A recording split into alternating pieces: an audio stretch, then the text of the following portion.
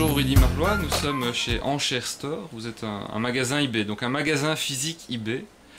Et ce qui n'est pas banal dans votre approche, c'est que vous vous servez d'internet pour pouvoir développer ensuite quelque chose qui va devenir un magasin physique. Donc vous avez une partie de votre activité où vous mettez en ligne des objets qui vous sont apportés par des individus, des gens qui n'ont pas envie de se tracasser de mettre ça en ligne sur eBay. Vous gérez le compte pour eux, les transactions pour eux, ensuite vous leur reversez la partie qu'ils ont touchée. Mais le but effectivement, c'est que tout cela permette au magasin physique de se développer. Vous pouvez nous expliquer un peu, ouais. Tout à fait, exactement. Nous vendons également sur Internet avec des envois à l'étranger, etc. Mais la plupart des gens aiment venir essayer le matériel de manière physique et les ventes se font en direct au magasin. Comment vous voyez justement ce mouvement entre guillemets, du clic vers le mortar, alors que jusqu'ici on a plutôt tendance à avoir le mouvement inverse, c'est-à-dire des entreprises physiques, des mouvements, des magasins bien installés avec pignon sur rue, qui allaient sur Internet et à la limite, donc c'était le principal objectif de se développer sur Internet. Ouais, mais je pense qu'il faut les deux en fait. Et à mon avis, certaines personnes ont été fortement déçues d'Internet, voilà, parce qu'ils reçoivent des objets non conformes à ce qu'ils avaient voulu avoir. Et puis maintenant, ben voilà, physiquement, ils peuvent avoir un contact un peu à l'ancienne. Hein. Internet est suffisant pour des produits neufs emballés, mais tout ce qui est d'occasion, etc., on juge que sur une photo, et sur une photo, c'est pas toujours évident quoi, de cerner l'objet à 100%. C'est ça, donc ici, l'avantage, c'est aussi, si moi je vends quelque chose sur eBay, ou je cherche quelque chose sur eBay, si je veux voir les objets, si ça a un certain coût, ici on vend des guitares par exemple, si je veux acheter du matériel de collection, quelque chose comme ça, je dois à la limite faire le tour d'Europe pour aller voir tous les vendeurs et pouvoir tenir en main l'objet que je cherche, et ça prend beaucoup de temps. Tandis qu'ici, vous centralisez quelque part aussi les objets. Exactement. Voilà. On centralise les objets, oui, et c'est surtout, les gens ont confiance parce qu'ils ont un point de chute. Internet, c'est généralement basé à l'étranger, etc.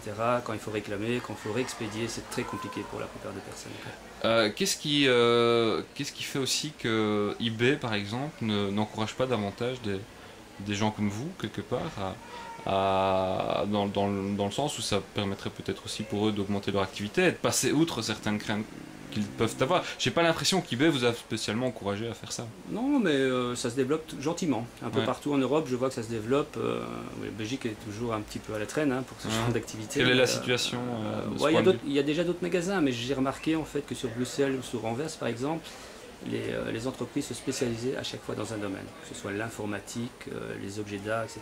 Tout gérer, ça me semble vraiment très compliqué. Oui, votre expérience, par exemple, donc vous, c'est plutôt la musique, l'informatique, l'horlogerie. On vous a amené des bijoux et vous n'aviez pas la compétence pour évaluer tout ça, et vous avez préféré dire voilà, non, ce ne sera pas par moi. Je redélègue chez des spécialistes. Où est-ce qu'on en est en France, par exemple, ou dans d'autres pays européens par rapport à ce modèle, justement, de boutique eBay physique, quelque part? Je crois que Paris est très fort développé, sur Lyon ça commence, etc. Ils ont un bon concept, donc, qui est quasiment le même, mais de plus en plus.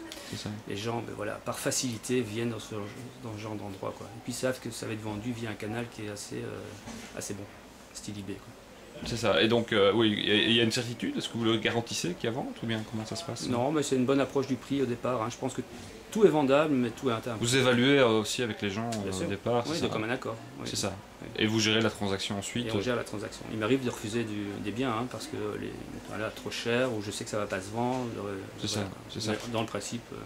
Ça prend du temps, j'imagine, quand même, de gérer toutes ces transactions. Là, vous gérez le magasin, vous êtes dans le magasin en même temps, mais comment vous faites? On travaille beaucoup.